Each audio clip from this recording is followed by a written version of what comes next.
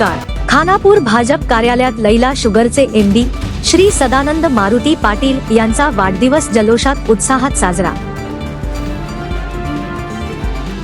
खानापूर भाजप कार्यालयात लैला शुगरचे एमडी श्री सदानंद मारुती पाटील यांचा वाढदिवस जल्लोषात उत्साहात साजरा.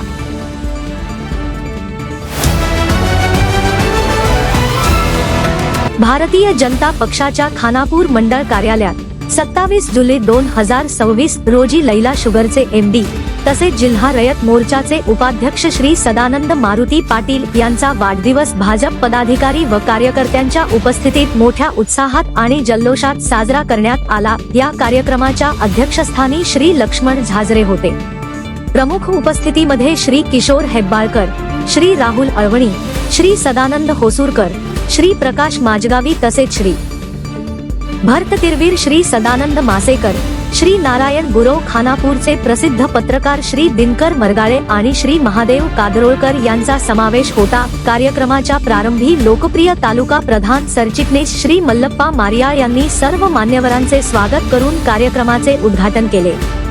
यानंतर उपस्थित मान्यवरांनी आपल्या भाषणातून श्री सदानंद मारुती पाटील यांच्या सामाजिक, शैक्षणिक व सहकार क्षेत्रातील योगदानाचा गौरव करत त्यांच्या नेतृत्व गुणांचे कौतुक केले. त्यानंतर भाजप पदाधिकारी व कार्यकर्त्यांनी शाल, पुष्पहार अर्पण करून तसेच मिठाई वाटून श्री सदानंद मारुती पाटील यांना वाढदिवसाच्या शुभेच्छा दिल्या. संपूर्ण कार्यक्रम उत्साहपूर्ण वातावरणात पार पडला. या वाढदिवस सोहळ्यास तालुक्यातील अनेक मान्यवर नागरिक, व्यापारी, भाजप पदाधिकारी, कार्यकर्ते तसेच पत्रकार मोठ्या संख्येने उपस्थित होते. उपस्थित सर्वांनी श्री सदानंद मारुती पाटील यांना उत्तम आरोग्य, दीर्घायुष्य व भावी कार्यासाठी शुभेच्छा दिल्या. तसेच श्री किशोर हेब्बाळकर, राहुल अळवणी आणि मल्लाप्पा मारिया आपला भाषण मध्ये यांचे कौतुक केले. मुलाच्या वडिला असेला माणूस किती जरी मोठा असला तो आपण आपल्या समोर स्फूर्ती उतरणे मागे बसले समोर बसला जागा दिले हे क्वचितच काही लोकांच्या मनात आहे. आणि तेच उत्साही लोक असतात, तसेच हुशार लोक असतात, तेच ते कार्य करू शकतात. कारण का त्यांची तेवढी बुद्धी जाते की बाबा आपण काय करायला पाहिजे. आपण आणि मी पण बऱ्याच संभवना व्याख्यान देत जातो, शाळा पण जातो.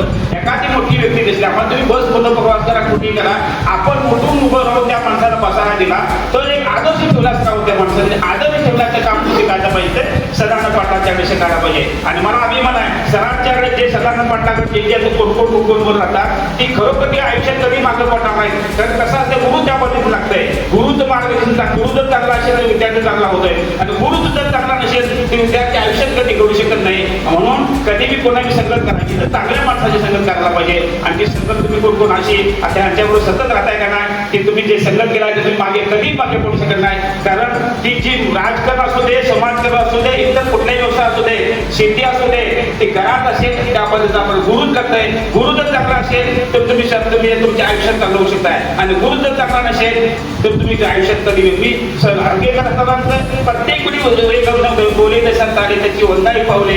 काल जर आमचा दोहे गेला कदम गेलेला तिकडं तथा कदम आमच्या भागाला सरांनी एवढं मोठं कार्य केले की आमच्या लक्ष्मी यात्रा झाली आता 6 मे ते 14 मे त्या तेवढ्या फक्त 1 महिना आहे म्हणजे जवळजवळ 10 कोटीचं सरांनी काम केले. आणि त्याचा खरा गुरु म्हणजे ते काम करायचं घर लावायचं खरा गुरु कोण? सदानंद पाटील. तर सदानंद माणूस कसं असं आहे, आमदार रेमांड साहेबांनी खूप काम केले.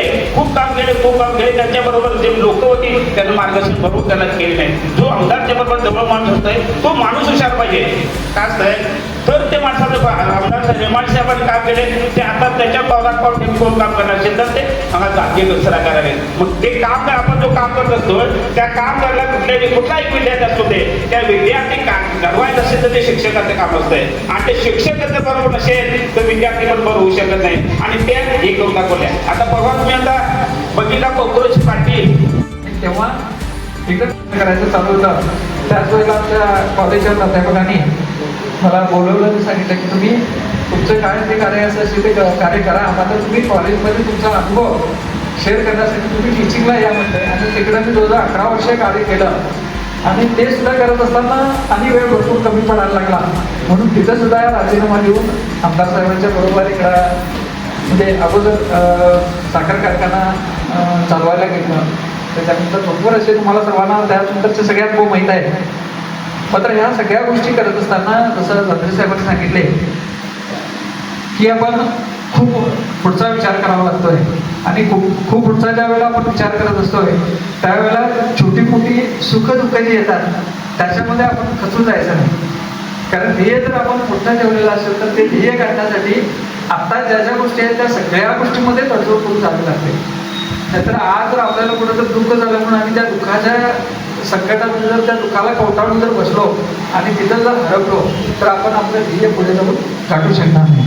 आणि असं करत असताना आमचे भरपूर असे मित्रमंडळी त्यांच्या सगळ्यांची साथ असते आणि कार्य करत असताना आम्हाला सुद्धा वाटत असतं की आपण जर आपण कोणाला व्हायचं असेल तर आपण आपल्या बरोबर जे आहे त्या सर्वांनाच मोठं करायला पाहिजे.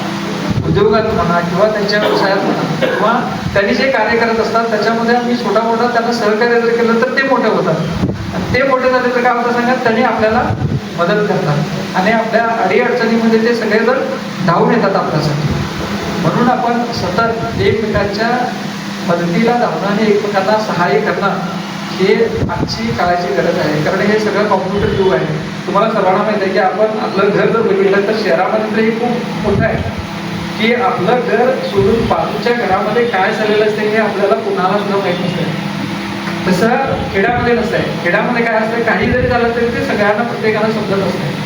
म्हणून आपला भारत देश हा महासत्ता बनायचं कारणच काय की आपल्या भारत देशामध्ये काय सांगा खेडी खूप जास्त आहे आणि शहरं खूप कमी आहे. त्याच्यामुळे एकमेकांचे सहकार्य करून आपण सर्वजण पुढे जात असतोय.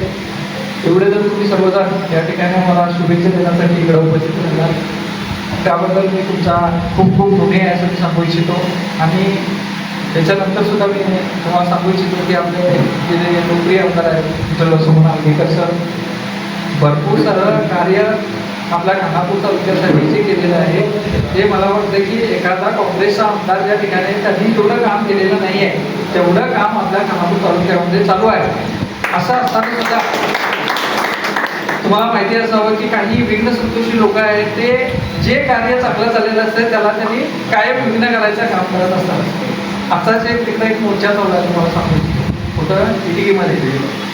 त्यांना सगळ्यांना माहीत आहे की त्या रस्ता जो आहे इटकी ते बॅकवर्ड क्रॉसप्रेसचा हा रस्ता सँक्शन झालेला आहे. पावसाळ्यानंतर तो रस्ता होणार आहे हे सगळं माहीत आहे त्यांना. तरी सुद्धा काय करायचं सांगा विरोध करायचं कमी लेखवायचं याच्यासाठी म्हणून तिथं मोर्चा काढून त्यांचं काम चालू करायला पाहिजे. मोर्चा काढायला पाहिजे याच्याबद्दल आमचं काही दुमत नाही आहे. मात्र माहिती पूर्ण असताना सुद्धा तुम्ही हे करायचं म्हणजे चुकीचं आहे. असं चाललेलं असताना तुम्ही सर्वजण या ठिकाणी उपस्थित राहिला आणि मला शुभेच्छा दिला त्याबद्दल तुमच्या सर्वांचे ऋणी असं सांगतो. स्पेशली आमचे पत्रकार मित्र भूतकर मंगळाय साहेब कारण त्यांनी सगळ्यांना जागे करतात. त्यांनी सगळ्या माहिती सगळ्यांना पाठवते की आज वाढदिवस आहे त्यामुळे भरपूर लोकांना हे समजलेलं आहे. त्याबद्दल तुमचे सुद्धा मी धन्यवाद देतो. कारण पत्रकार हे एक काय म्हणतात चौथा लोकशाहीचा काय आहे चौथा खान आणि त्यांनी जे काही कार्य करतात त्याच्यामुळेच आपली प्रसिद्धी किंवा आपली काय सांगा दुःप्रसिद्धी जी आहे ती त्याच्यामधूनच होते. त्यामुळे अगोदर त्यांच्यापासून आपण सावध राहायला पाहिजे आणि त्यांना सुद्धा मी धन्यवाद द्यायला इच्छितो की आमच्या चांगल्या